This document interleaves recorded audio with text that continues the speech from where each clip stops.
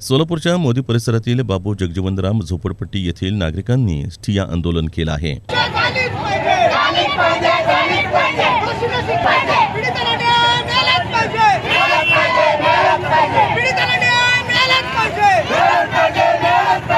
बाबू जगजीवनराम झोपडपट्टी इथं दूषित पाण्यामुळेच 2 मुलींचा मृत्यू झाल्याचा आरोप स्थानिकांनी केलाय। या प्रकरणात दोषी असलेल्या अधिकाऱ्यांवर कारवाई करण्याची मागणी स्थानिक नागरिकांनी केली आहे। आणि त्यातून सुद्धा हे महापालिका प्रशासन शुद्ध पाणी देऊ शकत नाही। खरं तर यांना लाजा वाटलं पाहिजे या अधिकाऱ्यांना।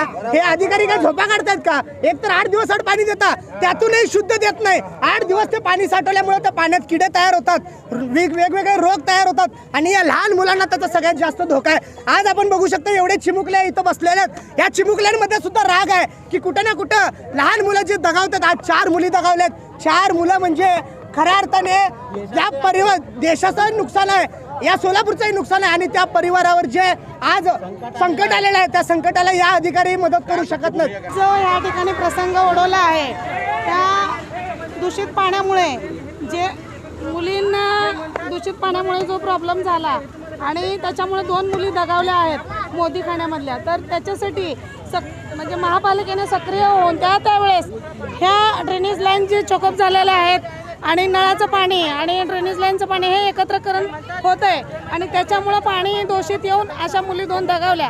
त्याच्यासाठी आपण नेहमी तक्रार करतो महापालिकेकडे, पण महापालिकेचे अधिकारी येत नाहीत आणि वेळोवेळी आम्हाला सहकार्य करत नाहीत। तर अशा टायमात त्यांनी सहकार्य करायला पाहिजे। ह्याच्यामुळे असं आज इथे झालेलं आहे, अशा प्रत्येक ठिकाणी आहे की जिथे पाणी घाण येतं त्या ठिकाणी त्यांनी जाऊन सर्वे केला पाहिजे आणि त्या ठिकाणी ते दुरुस्तीकरण झालं पाहिजे।